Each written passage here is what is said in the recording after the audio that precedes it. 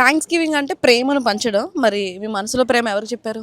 First of all thanks giving అంటే మనకి if you relate to our traditions అండి, మన ఇండియాలో సంక్రాంతి ఫెస్టివల్ ఎలా చేసుకుంటామో హార్వెస్ట్ ఫెస్టివల్ అని, దానికి ఈక్వలెంట్గా వీళ్ళు ఇక్కడ హార్వెస్ట్ ఫెస్టివల్ థ్యాంక్స్ గివింగ్ రోజు చేసుకొని వాళ్ళ పంటలు హార్వెస్ట్ చేసుకొని as part of that celebration వాళ్ళ ఫ్యామిలీస్ అందరూ యునైట్ అయ్యి ఒక చోట గ్యాదర్ అయ్యి సెలబ్రేషన్ చేసుకోవడానికి థ్యాంక్స్ గివింగ్ చేసుకుంటారు. సో థ్యాంక్స్ గివింగ్ ఆల్వేస్ మనకి ఇక్కడ వరకు వచ్చాము అని అంటే first we have to thank God and our parents.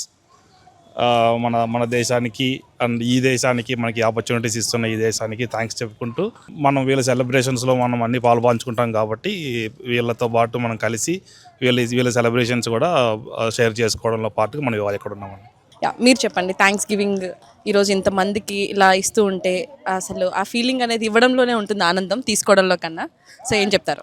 ఆనందం డెఫినెట్లీ ఉంటుంది. ఎందుకంటే మనం ఎంత సంపాదిస్తున్నాం అనే దానికంటే మనం ఎంత సొసైటీకి how much are we giving back అనేది కూడా చాలా ఇంపార్టెంట్.